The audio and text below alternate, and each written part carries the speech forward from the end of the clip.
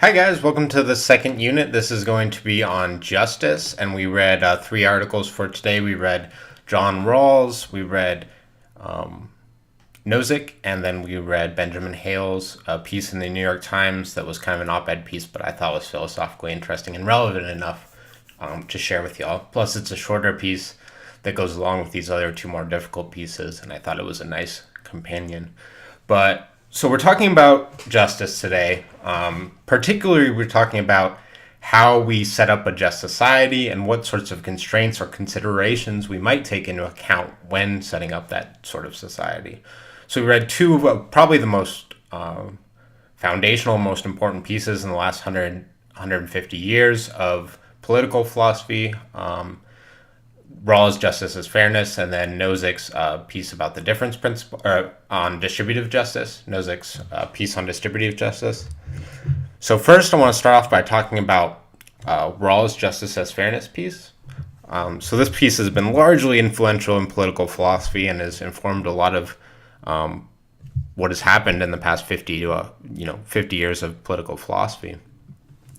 And he starts off by telling us to imagine what he calls the original position, which is a position behind the veil of ignorance. And he says that when we start from the original position, or when we imagine ourselves starting from the original position, this is how we can most fairly develop the principles or rules of justice that we are going to follow eventually.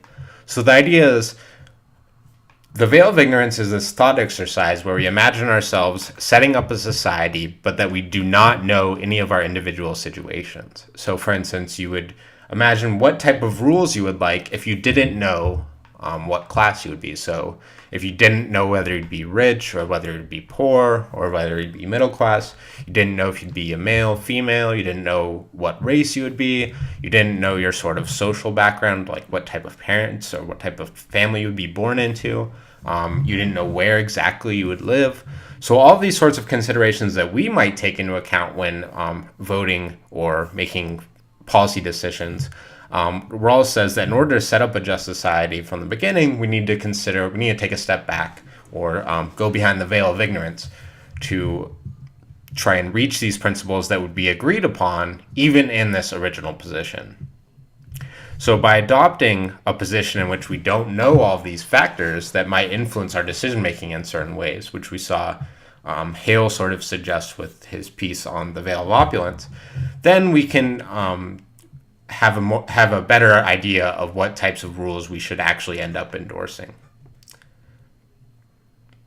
So he ends up concluding that from the original position, we're going to end up endorsing two principles.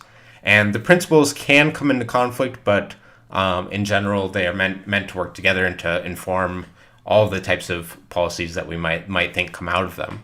And the first one, he talks a little bit about the sort of priority that principles would be given.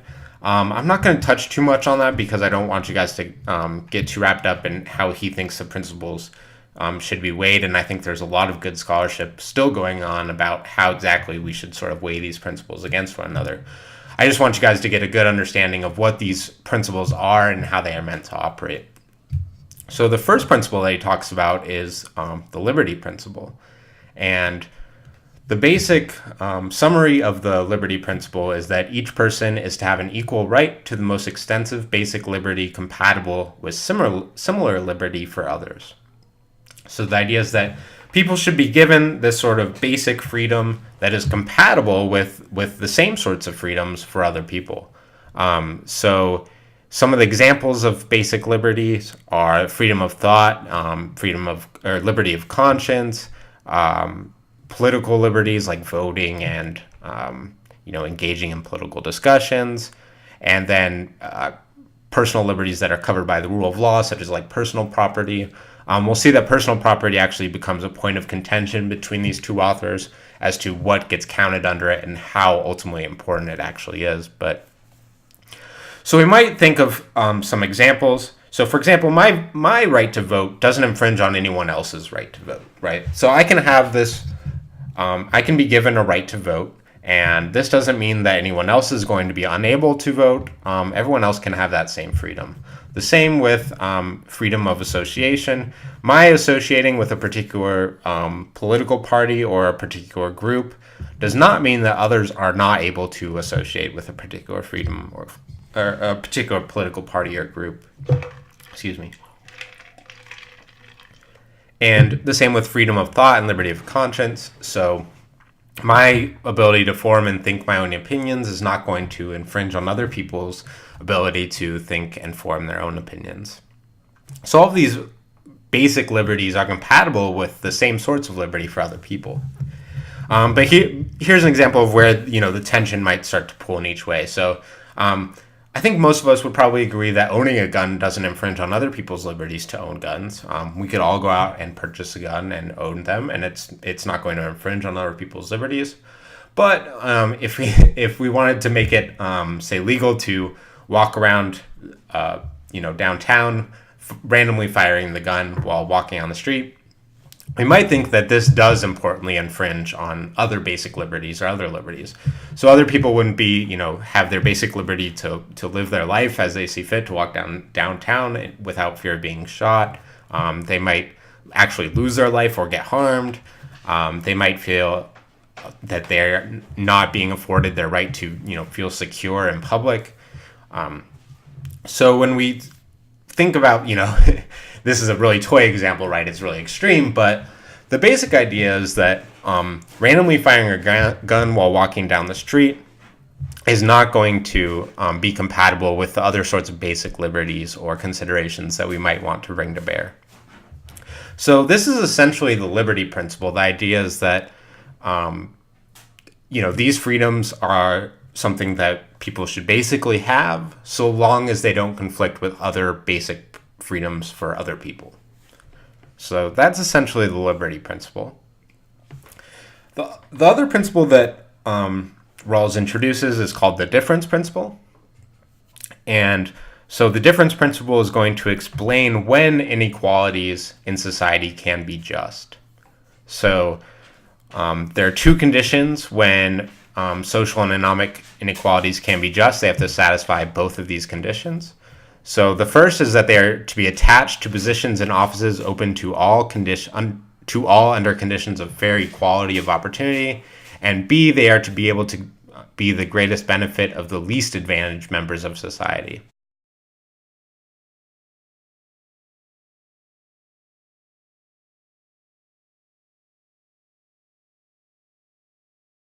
What does A and B mean, right? So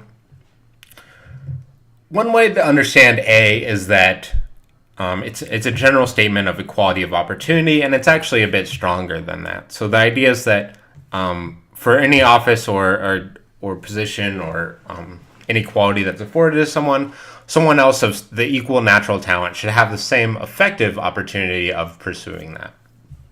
So it's not merely that everyone has this sort of it's open to them, but actually that they sort of have the equal opportunity of actually acquiring that good or position.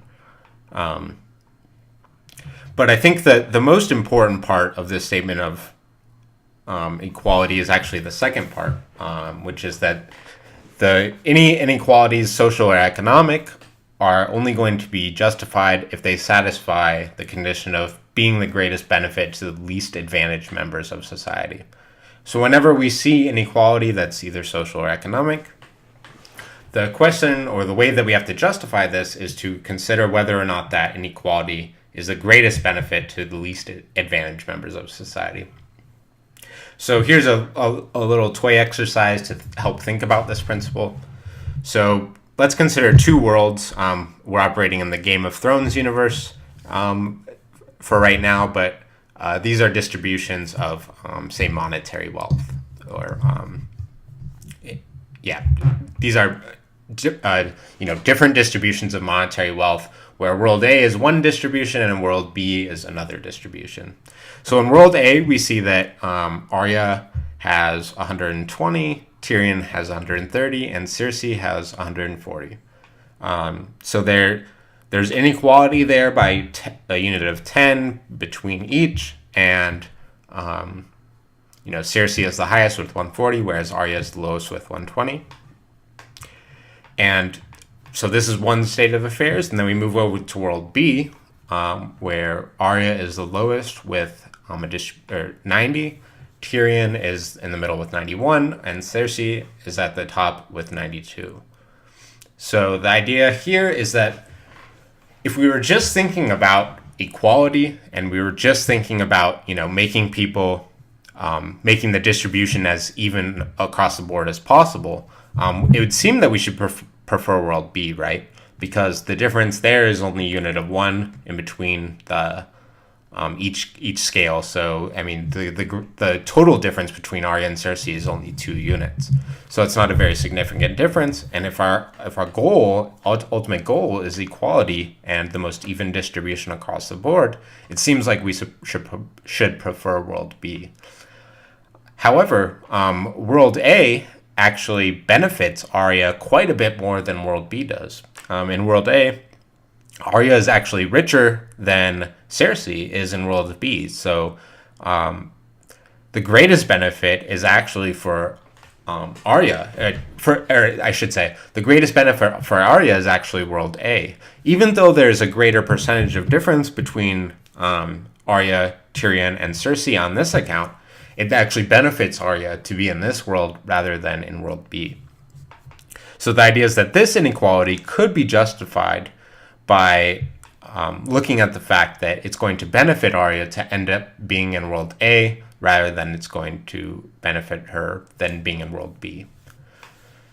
There's a lot of controversy over how exactly to understand this last point. So you might think that we shouldn't just look at the greatest advantage for the the greatest benefit for the least advantaged members of society, but maybe we should look at whether or not it benefits society as an aggregate or something like that. There's a lot of complex issues with how exactly to weigh and relative economic or social benefits. But leaving that aside, this is a basic portrayal of how we should understand B of the difference principle. Whereas A is just sort of this rough statement of equality of opportunity, as we're talking about it here at least. So Rawls thinks that these two principles together are what serve as the foundations for justice, and that our future theorizing about what to include in law or policy should take into account these principles. He also has a method for determining these principles that we won't go into a lot here, but it's basically a method of revising our opinion continuously based on sort of new evidences and evaluating what we think are relevant moral considerations. But as I said, I don't want to get into that too far because we do still have to talk about Halesby's and Nozick's, and I don't want this to carry on for too long. So Hale is responding to, well, he's not directly responding to Rawls, but he's using sort of the theory of the Veil of Ignorance from Rawls and noticing a contemporary sort of analog to the Veil of Ignorance that he calls the Veil of Opulence. So he suggests there's this competing theory about what constitutes fairness that's being used in contemporary debates, and he saw it as being very prominent in the presidential campaigns of 2012, but also has been prominent. He gives example of the Supreme Court justices using that logic, which we'll talk about later.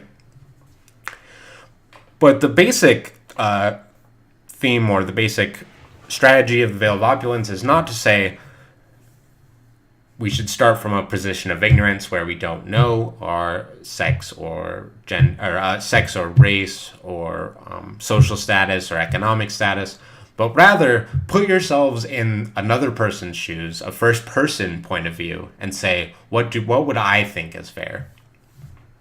So the example is this debate between Romney and Obama about taxation, and Romney casts it in this light that imagine that you're a wealthy person and you have to, bear the brunt of the load. It would seem quite unfair to you that you have to give up a good portion of your income to sort of help other people, help the less wealthy people out. From a rich person's point of view, they might not necessarily see that as being fair. They might think, why am I being punished for being successful? why does my hard-earned money have to go towards people that I don't know? So from a first-person first-person partial point of view, you might think that a more progressive taxation system that emphasizes taxing the wealthy and sort of limits the taxing that can happen on the poor or the middle class might look very unfair to someone who's at one of the higher levels that's going to get taxed a lot more. And Obama sort of uses the counter argument, which I think still sort of underlies this veil of opulence, by saying something like, look, Romney wants you to pay more so that he and people like he and I, who make a lot more money, have to pay significantly less. So Obama is sort of appealing to the person who doesn't have a lot of means and saying, look, he wants you to pay more so that, us rich people pay less. And this is the same sort of partial first-person point of view that you might find problematic in Romney's, dialogue. You might think, well, it's not what any particular person from their vantage point thinks, but it's what's most fair from, an impartial sort of third-person, all things considered type of view. But so, the pervasiveness of this sort of veil of opulence, or what could be considered the first-person partial point of view of what's fair, is evident even in Supreme Court deliberations.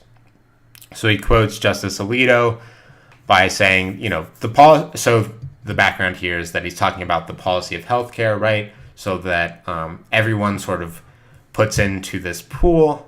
This is a really rough characterization of how healthcare works, but everyone puts into this pool, and then the people that need it are able to afford it for a less expensive fee than they originally would have been able to. And that's a very bad characterization. I'm missing a lot of nuance, but for the purposes here, it's fine. So Justice Alito says, in response to this, if you were healthy and young, why should you be made to bear the burden of the sick and the old? So he's asking you to take the point of view of someone who's healthy and young, as many of you probably are, and saying, look, if you're a healthy and young person, why should you be made to pay more so that someone who's sick and old can receive the adequate means of healthcare or adequate treatment that they need? So it's not, a sort of all things considered point of view. Again, it's this asking you to take up a particular point of view and saying, in that position, what would you think is fair? So what Hale finds troubling about this point of view that he thinks is prevalent in political discourse and in Supreme Court justice deliberation, and you might even think in normal discourse between people about non-political issues, is this idea of taking a perspective in order to determine what's fair misses a key point of what we're after when we're trying to determine what's fair, and that is this impartiality of perspective. So going back to what motivated Rawls in this original position is he says, look, a lot of people, if you ask them what policies they're going to want to implement, they're going to pick policies that favor them. So for instance, a rich person who's interested in maintaining their wealth might not support a very progressive tax system that taxes their income a lot. They might think, that strikes me, coming from my perspective, as unfair, and therefore I would prefer a non-progressive tax system or no taxes at all or what have you. But Hale thinks, what's most important is this sort of impartiality of perspective, such that we can get deliverances that are based on reason and not based on our particular circumstances or particular situation that we find ourselves in. So this is Hale's sort of criticism of this dialogue that he finds to be rampant in today's discourse. And I thought it was an interesting companion piece to this, to the Veil of Ignorance piece, or stuff that we read by Rawls. So turning towards our third author, we're going to talk about Nozick a little bit. So Nozick, in many ways, has just a competing view with Rawls and is in many ways opposed to him. And Nozick's theory of justice is some have called it entitlement theory. So Nozick thinks that the only type of state that we can justify is a very minimal state. And what justice should be primarily concerned with is how we are entitled to holdings and how those holdings can be transferred from individuals to another, and then how to rectify injustice in case that one or the other is transgressed. So the idea is that justice should specify how we are entitled to what we have. It should tell us how we can transfer that entitlement to someone else, or how we can transfer the stuff that we're entitled to another person. So, for example, you might think that a will is something like this, right? If I've accumulated a lot of wealth and I want to give it on to my children or my siblings or my wife or something, the will is a legal document that specifies exactly how that will occur. So I have personal property rights that spell out exactly what I own, and then I have this legal document that tells us exactly how those laws of ownership can be transferred to another individual. And then we have laws against, stealing or theft or other sorts of infractions that we might think are injustices of this type of the first two. So when someone steals from me, I have a legal right, and I have a legal means of going after them and rectifying it, either by getting a penalty from them or having it recuperated in some way, hopefully. So for Nozick, what justice is primarily about is respecting people's natural rights to property and self-ownership. So it's about respecting their right to what they have, what they earn, their skill set, their natural talents, and their ability to largely do what they like with their life.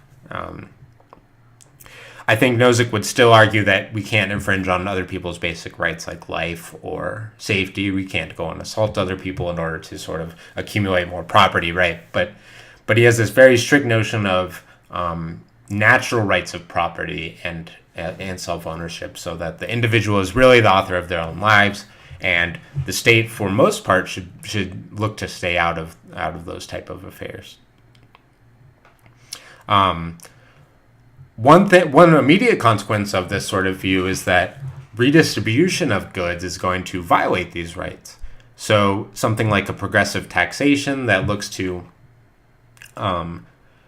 take money from the very well off and maybe either redistribute it in services or giving it to them directly is going to be sort of immediately waved off under this theory, because he places such an emphasis on a person's natural rights to the property and to the fruits of their labor. An important point that Nozick hits on is, or an important part to Nozick's theory is that when large inequalities come about as a result of a just original distribution, then that large inequality is also justified. So I think this will become clear from an example. He gives an example of the Wilt Chamberlain case. So we might imagine that there's a world in which the distribution initially is quite fair. Everyone has the same sort of money. Maybe everyone has $10. And Wilt Chamberlain is playing in the NBA, and a lot of people, Wilt Chamberlain was an amazing basketball player, so a lot of people want to go and watch him play. And no one is forced or compelled to watch him play, compelled in the sense that they're involuntarily doing it. Instead, they purchase tickets for 25 cents a pop, and they get to go see Wilt Chamberlain play basketball. So no one's being forced to buy these tickets, and no one's being forced to give their income to Wilt Chamberlain to watch him play basketball.